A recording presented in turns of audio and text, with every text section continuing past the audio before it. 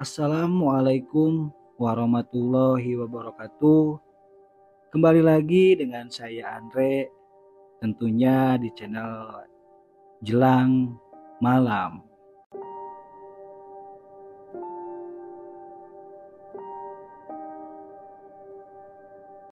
Di video sebelumnya, Jelang Malam menceritakan kisah pendakian di malam satu suro di Gunung Lawu yang diangkat dari Facebook Pengembara Misteri.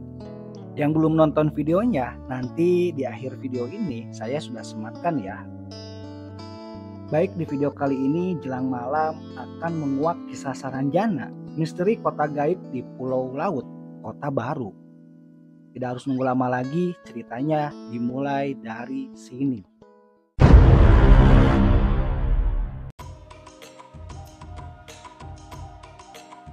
Saranjana konon adalah kerajaan atau kota besar alam gaib. Letaknya di bagian selatan Pulau Laut, Kabupaten Kota Baru. Banyak warga lokal dan luar daerah yang mempercayainya. Tidak sedikit yang mengaku pernah masuk ke kotanya. Kisahnya begitu melegenda, dari anak-anak hingga orang tua di Pulau Laut mayoritas akrab dengan kisahnya. Dituturkan dari mulut ke mulut, dari ayah ke anak, kakek ke cucu. Ditambah kesaksian warga membuat legenda seolah menjadi fakta. Dari sumber cerita ini bertemu dengan beberapa warga yang mengaku pernah masuk ke alam gaib Saranjana. Saniah yang akrab disapa Kane Ina, dalam bahasa Mandar artinya Nenek Ina, tinggal di desa Oka-Oka, kecamatan Pulau Laut, Kepulauan. Dari pondoknya terlihat gunung Saranjana, berdiri di bibir pantai menjulang tidak terlalu tinggi. Dikatakan gunung kurang tepat karena bentuknya seperti bukit. Namun warga biasanya menyebutnya gunung. Bukit ini terlihat seperti atap rumah atau atap gerbang. Bagi yang suka berimajinasi, mungkin akan membayangkan bukit layaknya pintu gerbang alam gaib. Konon pintu arah masuknya berada dari arah laut. Cerita mencekam tentang adanya beberapa warga di sana yang masuk ke alam gaib dan pulang hanya saat lebaran saja. Membuat suara hempasan gelombang di bebatuan Gunung Saranjana seperti suara desahan-desahan alam sebelah. Dan hembusan angin laut seakan telah menjelma menjadi bisikan-bisikan menyerupai suara manusia, lirih dan memanggil-manggil. Kane Ina mengajak ke pantai. Dekat sekali, hanya berjalan kaki dari pondoknya. Dia bergerak ke arah Gunung Saranjana. Hawa mistis terasa, apalagi saat itu sudah senja. Bayangan gunung yang dipenuhi belukar dan pohon kecil itu berubah menjadi kota besar. Berkelebat di khayalan membuat kuduk ini merinding. Tepat di usia Kane Ina menjadi ibu muda, peristiwa itu terjadi. Dulu saya itu jalan dari sini tiap hari ke kebun. Sunyi dulu-dulu. Ujarnya berbahasa Indonesia dengan logat Mandar, Sulawesi Barat. Waktu itu Kane Ina seperti biasa pergi ke kebunnya. Jalan setapak dia lalui, menerabas semak dan ilalang. Tidak banyak isi kebun yang digarap. Mayoritas tanaman adalah ubi. Hari itu entah kenapa katanya, tidak seperti biasanya. Dia kebanyakan melamun dan seperti orang tidur. Tiba-tiba saja Kane Ina kaget. Setelah dalam lamunan yang sekian kalinya, dia sudah melihat pemandangan yang tidak pernah dilihatnya sebelumnya. Harusnya dia sampai di kebun, tapi yang dia lihat adalah kota yang sangat besar. Saya heran, kenapa bisa ada di kota? Padahal semua padang ilalang dan banyak hutannya. Kenangnya, dia mengatakan jalan-jalan di kota itu mulus dan lebar. Banyak mobil dan banyak rumah besar serta gedung. Namun anehnya, orang-orang banyak berbahasa Banjar. Padahal setahunya di tempat tinggalnya kebanyakan warga Mandar. Kane Ina pun bertanya pada satu orang yang dijumpai. Waktu aku tanya, dia bilang ini kota Saranjana. Kalimat Kane Ina ini membuat bulu kuduk merinding. Sembari bercerita dia sesekali menunjuk Gunung Saranjana. Di belakangnya yang berdiri dihempas gelombang. Kane Ina mengaku tidak terlalu takut karena sebelumnya dia sudah akrab dengan kisah Saranjana. Menurutnya, makhluk alam sebelah itu tidak jahat. Mereka sama seperti kita dan mayoritas menggunakan bahasa Banjar. Mereka makan dan minum layaknya manusia. Namun katanya, makhluk Saranjana tidak mempunyai dua garis di bawah hidung. Tapi benar kalau orang sana tidak ada garis dua di bawah hidungnya, kata Kane Ina. Tidak lama dia di sana, namun menurut orang kampung, Kane Ina hilang sekitar seminggu lamanya. Tidak lama saya di sana, ada yang antar pulang. Tapi anehnya, kata keluarga saya, ada sekitar seminggu saya di sana, tuturnya. Kisah Kane Ina ini dipercaya banyak warga di sana sebagai sebuah fakta sejarah. Setidaknya, kisah ini dibenarkan mayoritas warga desa. Sekarang ini Kane Ina mengaku sudah bersahabat dengan warga Saranjana. Dia mengaku bersyukur karena dipilih untuk melihat kota gaib itu. Kane Ina pun mengaku sering meminta bantuan kepada warga Saranjana untuk urusan dunia seperti kapal yang kandas dan lainnya.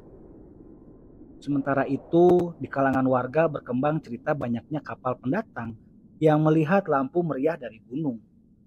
Namun, saat awak kapal mendekat, lampu itu hilang dan tinggal gunung Saranjana membayang hitam di kegelapan.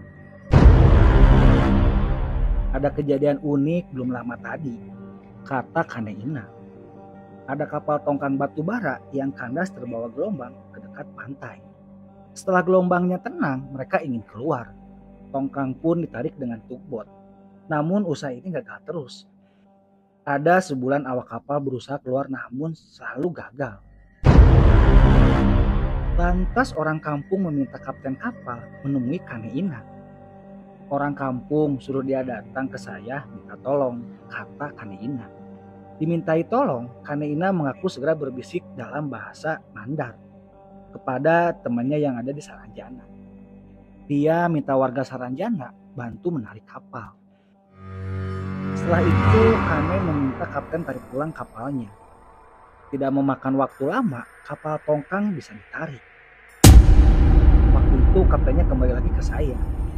Dia bilang mau ke Surabaya dulu, nanti saya ditelepon.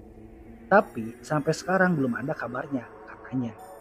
Kejadian itu menurut orang kampung terjadi di awal tahun 2015. Warga pasir di Oka-Oka memang seolah hidup berdampingan dalam damai bersama warga Saranjana.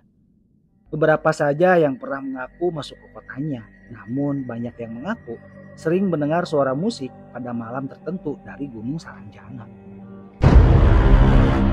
Awal-awal saya kesini memang ada dengan suara musik dari sana. Suaranya seperti musik zaman dulu itu, kata Yuliana. Hal senada juga dikatakan suaminya, Haliadi, yang mengaku sering sekali kalau mendengar suara namun belum pernah melihat penampakannya. Suara aneh seperti musik juga pernah didengar guru TK, Saunah. Belum pernah juga kalau saya lihat, tapi kalau suara pernah, akunya. Dia menambahkan, mereka yang pernah melihat penampakan adalah mereka yang sengaja menantang atau berniat tidak baik di sana. Biasanya pendatang yang dikasih lihat, kalau mereka bicara macam-macam atau niatnya ke sana tidak baik, biasanya dikasih lihat yang aneh-aneh, kata Sauna. Lain lagi dengan penuturan Marajang. Wanita berusia sekitar 50 tahun mengaku pernah mendengar suara musik dangdut dari Gunung Saranjana. Macam-macam suara musiknya, ada juga dangdut, tuturnya lugu. Mayoritas warga desa Oka-Oka bekerja sebagai nelayan. Mereka tidak takut tinggal berdekatan dengan Saranjana. Mereka percaya warga Saranjana adalah sahabat kalau tidak diganggu. Dan mereka percaya kalau bisa bersahabat dengan warga di sana, maka banyak keuntungan yang didapat. Desa ini berjarak sekitar 125 km dari pusat kota kabupaten. Namun perjalanan ke sana memakan waktu lama dengan menggunakan kendaraan bermotor, sekitar 5 jam. Karena akses jalan yang rusak menuju ke lokasi. Mulai dari kecamatan Pulau Laut Barat, aspal berlubang dan jalan berlumpur adalah pemandangan biasa. Sekian kisah tentang kota gaib Saranjana ya, yang berada di Pulau Laut Kota Baru. Nah, ini sumber cerita dari pengembara misteri ya. Jadi ada beberapa warga yang memang bersaksi gitu kan, sudah pernah menginjakan kakinya di kota gaib Saranjana, bahkan sudah pernah tinggal di kota Saranjana. Akan tetapi ini mitosnya ya teman-teman, dia merasa bahwa dia tinggal di sana itu hanya beberapa waktu yang sebentar. Akan tetapi faktanya di dunia nyata, dia itu seolah-olah sudah berminggu-minggu bahkan berbulan-bulan. Nah ini teman-teman, saya sendiri kemarin tuh sempat viral ya, bahkan ada ya di bioskop, saya nonton bareng keluarga ya tentang kota gaib Saranjana. Mungkin secara ilustrasi ya seperti itu ya, kota yang bisa dibilang sangat megah gitu kan ya, dan sangat canggih gitu kan. Baik teman-teman, untuk video kali ini sejarah tentang kota gaib Saranjana yang sangat melegenda ya, dari mitos seolah-olah menjadi fakta ya. Tapi kenyataannya ada beberapa warga atau beberapa orang yang memang mengalaminya sendiri. Seperti itu ya. Nah jadi teman-teman, sekali lagi terima kasih buat subscriber Jelang Malam yang setia selalu pantengin channelnya. Bagi teman-teman yang belum subscribe, segera di subscribe dan tekan tombol loncengnya, karena Jelang Malam ini insya Allah ya tiap harinya akan terus update video-video barunya ya. Apabila ada kata-kata yang tidak baik atau tidak benar, atau bahkan intonasinya juga belum baik, saya minta maaf ya, minta maaf dan dimaklum. Nah teman-teman, sekian dari saya. Wassalamualaikum warahmatullahi wabarakatuh.